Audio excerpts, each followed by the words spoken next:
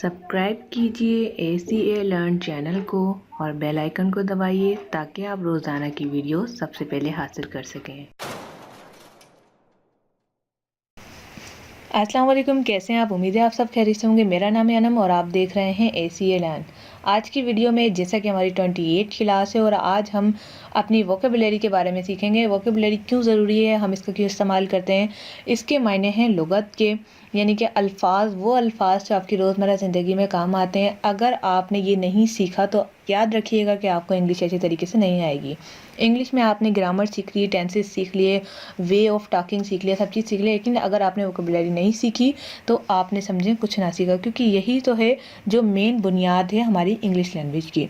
तो जैसे कि अगर आप वोकेबुलरी सीख रहे हैं तो इसके लिए आपको कुछ चीज़ों की ज़रूरत होगी, कुछ पॉइंट्स की, जो मैं आपको बता देती हूँ कि इसको सीखने में आपको मदद मिल सकेगी और आसानी होगी। अगर आप एक अच्छे इंग्लिश लैंग्वेज स्पीकर बनना चाहते हैं, आप लिसनर बनना चाहते हैं या फिर आप राइटर बनना चाहते हैं, तो आपको रोज़ाना यूज़ न्यू वर्ड्स करने होंगे, यानी कि रोज़ाना नए इस्तेमाल करने वाले वर्ड जो कि रोज़मर्रा ज़िंदगी में हमारे आते हैं, एवरीडे यूज़ होते हैं।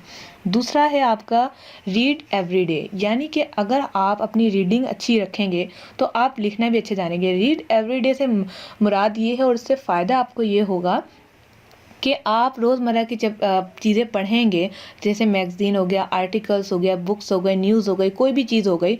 आप अगर मोबाइल्स यूज़ करें तो उसमें टेक्निकल्स बुक्स हो गई, टेक्निकल चीज़ें हो गई, कोई आर्टिकल्स हो गया और बहुत सारी चीज़ें हो गई। उसमें क्या है, जब आप वर्ड्स को रीड कर रहे होंगे तो आपके माइंड में चीज़ें बैठेंगी, जिससे आपकी वोकेबुलरी बहुत अच्छी हो सकती है।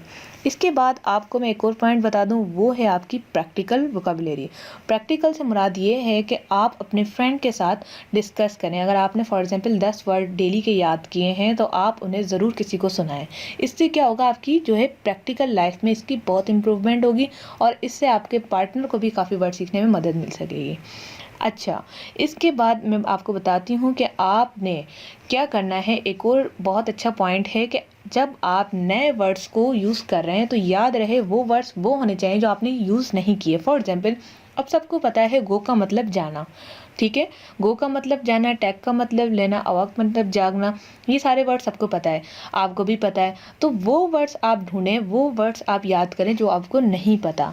कीप अ जर्नल, एक जर्नल बना लें और उसमें रोज़ के 10, 15, 20 जितने आप वर्ड्स लिख सकें उनको लिखें और उसे याद करें।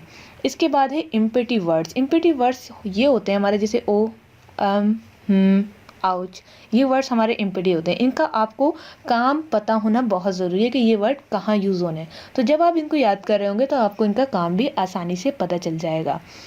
डू वर्ड पजल्स, इसका मतलब ये है कि आप पजल्स गेम खेलें। पजल्स गेम से मुराद ये कि आजकल मोबाइल्स में भी बहुत सारी गेम्स हैं कि आप अल्फ़ाबेट के वर्ड्स बनाएं। फॉर एग्जांपल, अगर मैं बात करूँ कप की, CUP कप, सी मिलाएंगे, यू मिलाएंगे, पी मिलाएंगे, कप, तो इससे आपकी जो है वोकेबुलरी बहुत अच्छी हो सकती है और आप वर्ड्स जल्दी से जल्दी याद कर सकते हैं। इसी तरह try word board game, board game से मुराद ये कि आप अपनी गेम्स भी बना सकते हैं। इसके अलावा आपकी जो है प्रैक्टिस में आ जाएंगे तमाम वर्ड्स। इसके अलावा आप सबसे मज़े की जो चीज़ें जो मैंने अपने इंस्टीट्यूट में सीखी थी, वहाँ पर हमने ये सीखा था जब हम कम्युनिकेशन स्किल्स सीख रहे थे, बिजनेस कम्युनिकेशन स्किल्स, जब मेरी क्लासेस चल रही थी वहाँ हमारी मैडम ने हमें बताया था कि अगर आप कोई जो वर्ड है उसको याद करना चाहते हैं, ये ज़रूरी नहीं है वोकेबुलरी से रिलेटेड हो या फिर कोई भी वर्ड हो। वर्ड मतलब ये कोई भी चीज़, ठीक है, वो आपको मुश्किल लग रही है, किसी का नाम आपको मुश्किल लग रहा है, तो उसे किसी चीज़ से रिलेट कर दें। इससे क्या होगा कि आपकी मेमोरी ट्रिक्स जो है बहुत अच्छा काम करेंगे। फॉर एग्जाम्पल, अगर मैं बात करूँ पानी की तो उसे दरिया से रिलेटेड कर लें। अगर मैं दरिया की बात कर रही हूँ तो उसे गिलास से रिलेटेड कर लें, यानी पानी गिलास। तो इस तरह आप वर्ड्स को याद कर सकते हैं अपनी मेमोरी में ट्रिक्स बना के।